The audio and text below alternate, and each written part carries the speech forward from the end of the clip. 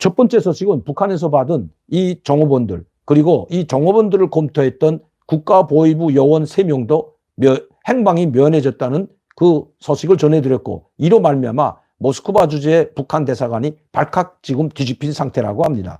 아마 김정은의 불효령이 떨어질 것 같습니다. 아니면 모스크바 주재 북한 대사가 소환될지도 모르죠.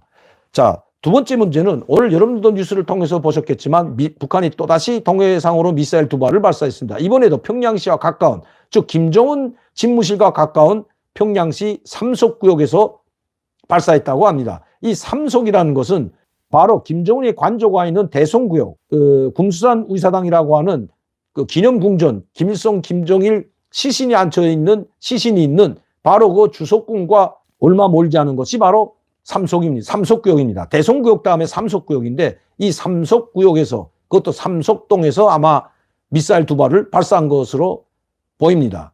왜 이렇게 가까운 지역에서 미사일을 발사했을까요?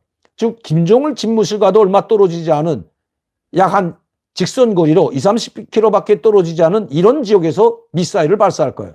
바로 그만큼 평양시 주위에는 이런 대륙간 탄도미사일, 이 단거리 미사일들이 상당히 많이 배치되어 있는 것으로 봐야 됩니다. 특히 평양 순환비행장 일대, 그리고 이 형제산구역이나 대송구역, 삼속구역과 같은 이런 일대에는 북한의 중단거리 미사일들이 밀집되어 있는 지점들이 상당히 많은 것으로 파악되고 있습니다. 오늘 또다시 미사일 2발을 발사한 것은 지금 언론들에서는 항모, 즉 로널드 레이건 항공모함이 본국으로, 즉 미국으로 돌아가다가 다시 귀향했기 때문에, 그 귀향한 것은, 한국 쪽으로 들어온 것은 다시 이제 한국 쪽으로 들어오고 있었죠. 그것은 바로 북한이 4일날 일본을 관통하는 장거리 미사일, 뭐 완전한 장거리라고 볼 수 없지만 미국이 장거리라고 표현을 했습니다. ICBM과 같은 이런 약 5,000km 나가는 미사일을 발사했기 때문에 거기에 대한 맞대응 훈련을 하기 위해서 또다시 항모가 귀환하지 않고 지금 우리 쪽 영해로 들어오고 있는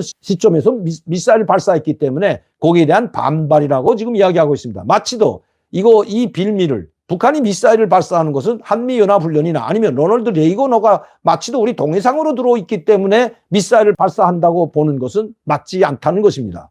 북한은 이미 모든 미사일, 중단거리 대륙간 탄도미사일까지도 이제는 발표를 하지 않습니다. 제가 여러분들께 여러 차례 말씀드렸지만 이미 북한은 대륙간 탄도미사일이 됐건 중거리 탄도미사일이 됐건 단거리 미사일이 됐건 이미 전력화했고 전선 일선 부대들에 배치했다고 봐야 된다는 것입니다. 그리고 그들은 지금은 실전 훈련을 하고 있다고 봐야지, 로널드 레이건호가 들어오기 때문에 마치도 거기에 반발해서 발사한 것처럼 보면 안 된다는 것입니다. 그러면 금년 1월 달에는 한미연합훈련도 하지 않았는데 1월 달부터 지금까지 24차례 벌써 미사일을 발사했는데 그때는 또 왜 발사했을까요? 그리고 1월 달까지만 해도 새로운 미사일을 발사하면 북한은 그 재원에 대해서 상세히 설명을 했습니다. 그러나 최근에 들어와서 25일부터 발사하는 미사일에 대해서는 이런 방구도 하지 않고 있습니다. 이미 실전 배치됐고 실전 훈련에 돌입했다는 것을 암묵적으로 우리에게, 그리고 미국에게 보여주려고 한다는 것입니다. 북한 전역 각지에서 임의의 장소에서 임의의 순간에 발사할 수 있다는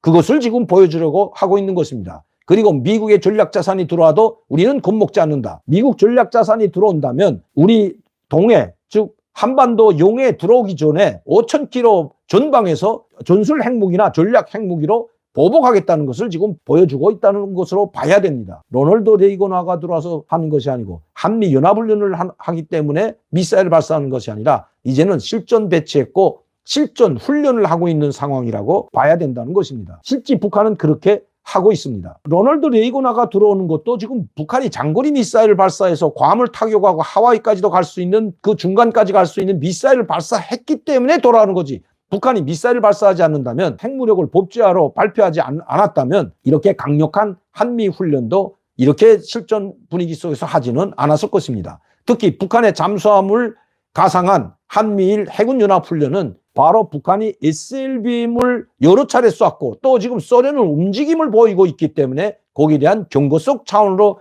한미일 해군 연합훈련이 진행되고 있다는 것은 이미 잘 알려진 사실입니다. 그런데도 마치도 한미일 연합훈련을 하고 있고 로널드 레이건호가 들어오고 그리고 우리가 한미 실전 훈련을 하고 있기 때문에 북한의 수십 발의 미사일을 쏘는 것처럼 보도하는 것은 잘못됐다는 것입니다. 그들이 미사일을 발사하고 지금 문재인 정부 시절만 해도 수십 차례 미사일을 발사했습니다.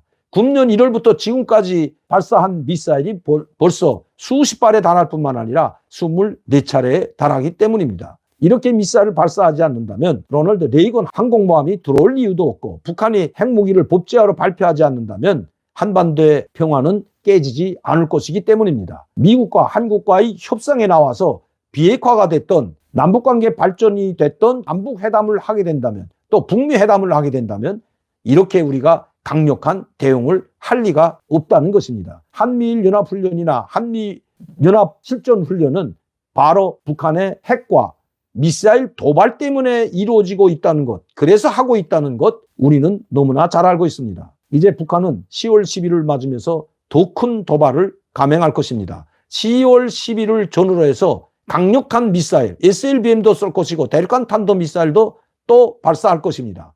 그리고 핵실험도 10월 16일 전에라도 북한이 강행할 수가 있다는 것입니다. 지금 북한은 전략물자를 수입하는 데 올인하고 있다는 것, 그 정보도 이미 저는 받았습니다. 이 문제는 다음 시간에 말씀드리기로 하고 우리가 북한에 미사일을 쏜다고 겁을 먹을 것이 아니라 어떤 방법으로 이 미사일을 저지할 것인지 거기에 모든 역량을 집중해야 된다는 것입니다.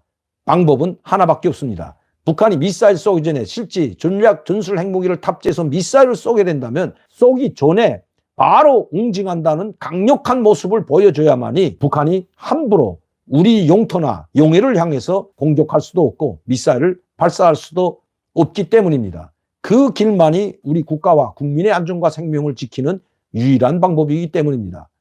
유일한 방법. 북한이 미사일을 발사하기 직전에 그 미사일 기지를 초토화시키는 것만이 우리 국민의 안전과 생명을 지킬 수 있다는 것. 결코 잊어서는 안 될 것입니다.